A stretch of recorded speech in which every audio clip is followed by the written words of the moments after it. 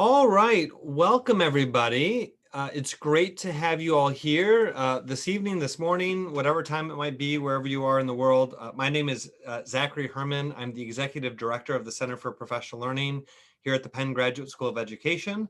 I'm also on the professional faculty of the Teaching, Learning, and Leadership Division here at Penn GSE. And I also teach in the management department at Wharton. I teach negotiations. It is a pleasure to be here with you all tonight, or again, whatever time it happens to be, wherever you are in the world, to talk a little bit about one of our certificate programs here at the Penn Graduate School of Education. I'll spend a little bit of time sharing broadly about the goals and the purpose of the program, a little bit about the structure, about what to expect if you happen to apply for the program. And then we'll leave some time at the end if there are any questions. So feel free to put the questions in the Q&A or in the chat. I should be able to read either one of those at any point, and I'll try to address those as they come. And we'll go ahead and get started. So again, Strategic Leadership in Education, the Penn GSE Certificate Program. Our application is open for the second cohort of this program. We had our first cohort this previous February through July, so it was the same time of the year, and we're now accepting applications for our second cohort. Broadly speaking, the certificate program is designed for leaders to strengthen their effectiveness and deepen the impact they have on schools, systems, and organizations. And one of the key differentiators of our program is our intentionally diverse audience. So our program attracts leaders in K-12, higher education, and other educational organizations. So we have had participants from nonprofits, from corporations, from government, as well as traditional K-12 systems and institutions of higher education. We believe that our sector is broad and diverse, and we have a lot to learn about how about the challenges others face and the strategies and the leadership kind of competencies that other practitioners across our sector utilize. And so that is one of the unique features of the program. The program is broken up into 4 different modules, and these are sequential. So we start with Leadership for Teaching and Learning, regardless of whether you lead a department in a high school, or you lead a school system at the district level, or you lead a talent and development function within a nonprofit or within a government institution. We all need to get sharper and smarter about what it takes to teach and learn other individuals, whether those individuals are students, whether they're adults, whether they're practitioners. And so this module dives into some theories and ideas and best practices around student-centered, progressive, authentic learning and what that looks like. Module 2 is around leadership for people development. Here we focus on developing and designing professional learning systems. So thinking strategically and systematically about how we design systems to develop people, about the challenges of individual development and individual change, and as leaders, how we design thoughtful strategies to help individuals change and grow and develop. Module 3 is about leading school systems and organizations, where we address some of the broader system level challenges that we face as leaders, whether that's on issues of organizational sense making or organizational learning.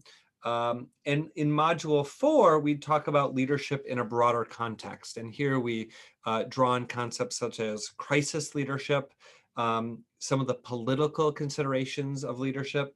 And we also talk about leadership communication, where our colleagues from the Wharton Communication Program help us understand some frameworks and best practices around how to communicate change initiatives and communicate compelling ideas, particularly in contexts that are complicated or complex or political, which many of us certainly find ourselves in.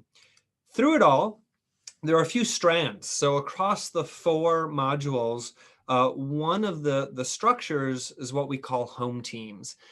Within the broader cohort, of the Strategic Leadership and Education program, every individual is also placed within a home team. And these home teams are consistent across the entire experience in the program. The idea is that you build a deeper, kind of more intimate connection with the smaller group. This smaller group serves as resources, supports, consults, mentors to each other. And so you just have a deeper connection with a smaller group. And then the other is this leadership portfolio. And within each of our sessions, there is some assignment, some task, some challenge, some experiment that we actually ask you to run within your own context, and include that in your leadership portfolio. So over the course of the program, you're building a portfolio of artifacts, a portfolio of things that you're utilizing in your current context.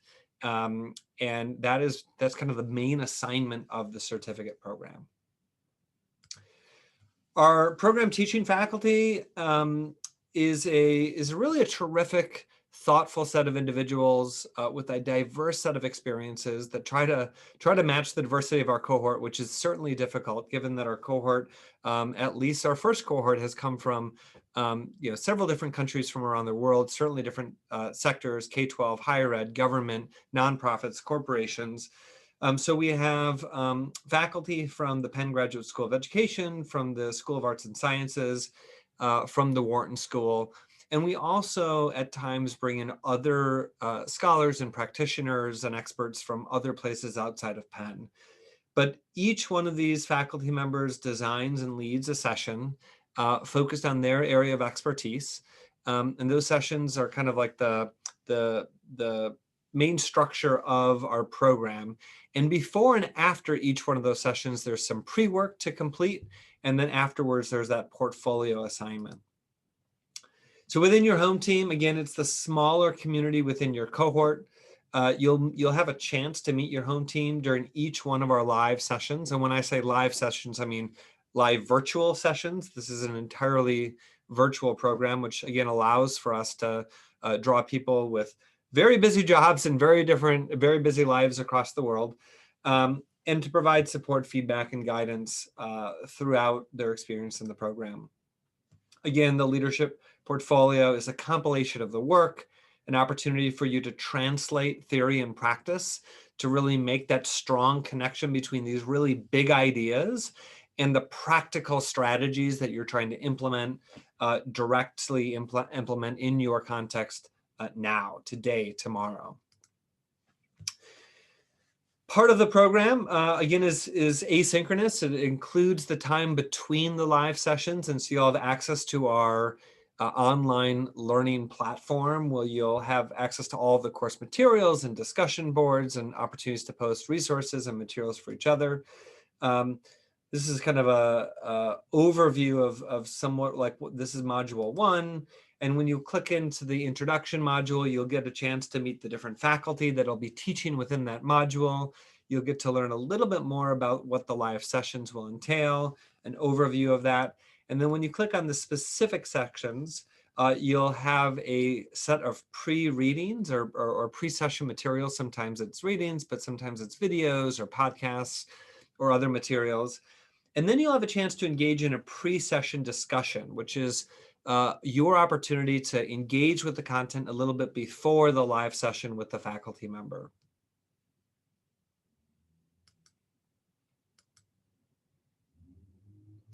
And then you'll join the live session. So the live sessions take place mostly on Tuesdays, but that's not entirely true. So we have the schedule available on our website. That is tentative, but it will be finalized before you're asked to commit to the program.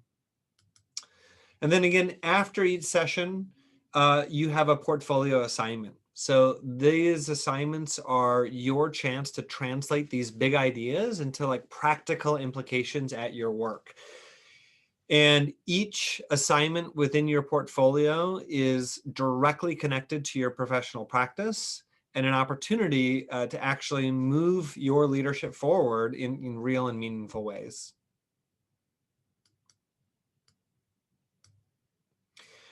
I also want to call out that I know that everyone has a lot on their plates, and particularly now, a lot of us are being challenged with pretty unprecedented demands on ourselves as leaders, as people, as educators.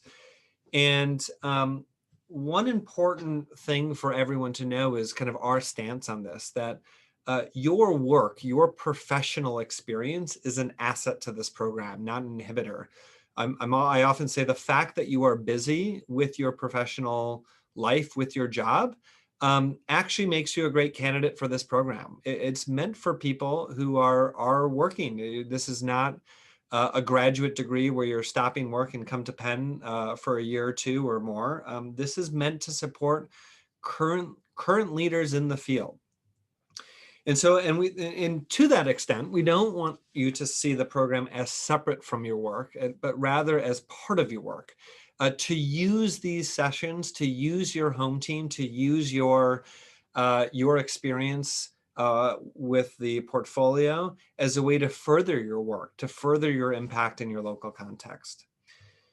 And we also know that one of the biggest values that we have is the cohort model. And so we want to make sure that people who are interested in this program are interested in also investing time in getting to know their cohort mates, to find ways to support each other, not only in their time in the program, but well afterward. There are plenty of other leadership development programs out there that are more asynchronous or more kind of self-paced, that might be great fits depending on what you're looking for. One kind of commitment that we have made for this program is a real investment into the cohort model, which has some challenges because we have to find times when everyone can get together for these live sessions. But we also think that it brings a lot of value and a much more in-depth learning experience. I want to provide a quick word on confidentiality, because part of the power of the cohort is the ability to have frank and candid conversations about the real challenges that we're experiencing in our leadership. And those might be personal challenges, those might be interpersonal challenges, but it also might be challenges related to our communities or our organization, or opportunities that we're trying to leverage, impacts that we're trying to make. But in order for this to work, we need to have really clear boundaries on confidentiality. And so one of the things that we focus on is kind of how we think about confidentiality. So we tend to record our Zoom full group sessions, which is typically when the faculty for that particular session is presenting, is exploring their ideas, is offering kind of their insights on a particular topic. But anything within breakout rooms and anything within home teams is not recorded. And so the recording allows you to go back and review materials from review sessions, or if you happen to miss a session, to experience that. But also provide a clear designation between what's recorded and what's not. We often say that kind of the lessons and the ideas we should carry with us, but the specific stories and names and details are really left. And if there's any question about whether or not what someone said should be shared, we encourage people just to go directly to the source. The reason why I'm bringing this up is because it's a question that we get a lot about. We have a huge range of leaders, some that are relatively new in their leadership careers and some that are rather senior. And leadership can be quite lonely. There are not a lot of spaces where some leaders feel safe to really be open and candid about some of the challenges and the fears and the anxieties that they face. And we try to create a very psychologically safe and trusting environment within the cohort, and confidentiality is an important part of that. So a little bit more information about next steps. So if you are interested about learning more about the program, first off, thanks for being here tonight. And we also have, I'm guessing that many of you have visited our website. Our website is available. I'll put the link in the chat in just a moment. And that website has a lot of information. And when you click the Learn More and Apply, the first website you go to is pretty generic, and that stays relatively consistent from year to year. But when you click the Learn More and Apply, you get to our specific cohort application page, and that's what this looks like. That has more details about the specific times of the live sessions, the dates, application deadlines, and things like that. We have an early bird deadline of February 3rd. And we have a final deadline of February 15th. I will say we already have several applications already, so we do admit on a rolling basis. So if you are interested, there's no need to wait to February 3rd. We do review applications on a rolling basis. And we actually just extended the deadline, the final deadline, by a few more days. In the chat, I'm going to put 2 links. One is a link to our website where you can learn more about our strategic leadership program. And the other is a link to a very recent article about the program where you can hear some links or hear some quotes or read some quotes from some faculty as well as some of our learners from cohort 1. So if you click on that link, that'll take you to the Penn GSE magazine article that features the Strategic Leadership and Education Program and learn more about it. So I'm going to stop sharing my screen here and see if we have any questions. Again, feel free to put questions in the chat or in the Q&A. So one question is there a maximum number of students that will be accepted per session? So yes, there is. Last cohort was about 40, and we imagine we'll have another cohort about that same size. We are depending on interest. We can expand or contract that cohort size.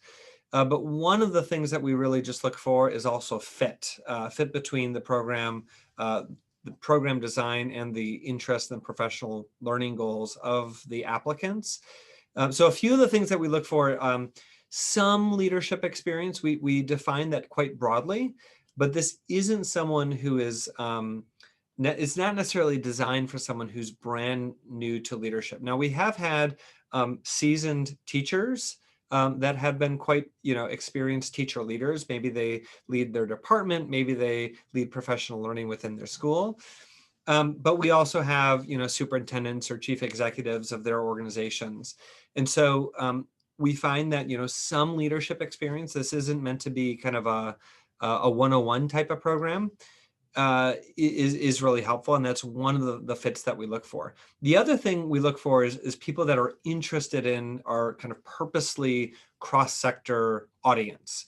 So if you are really interested in instructional leadership, this isn't really the program for you. We focus on teaching and learning, but then we move on to like these broader themes. If you're really interested in like the principalship, this probably isn't the program for you. We certainly address ideas that are applicable to the principalship or applicable to instructional leadership, but our audience is purposely more diverse. So we think about leadership far more broadly, with the theory that we stand to learn a lot from our colleagues in K-12 or higher ed or nonprofit or government. And that certainly has played out in our first cohort when we have people in leadership roles in medical schools, interacting with people from consulting firms, interacting with teachers or other educators in traditional schools or districts. Any other questions? I see several more folks joined us since I've looked at our attendee list, which is great. We will send out a recording of this video as well. So if you missed a portion of it or want to review it, we'll certainly make that accessible, given that you've already registered. So we should have your contact information. We'll wait another minute or so to see if there's any more questions that come through.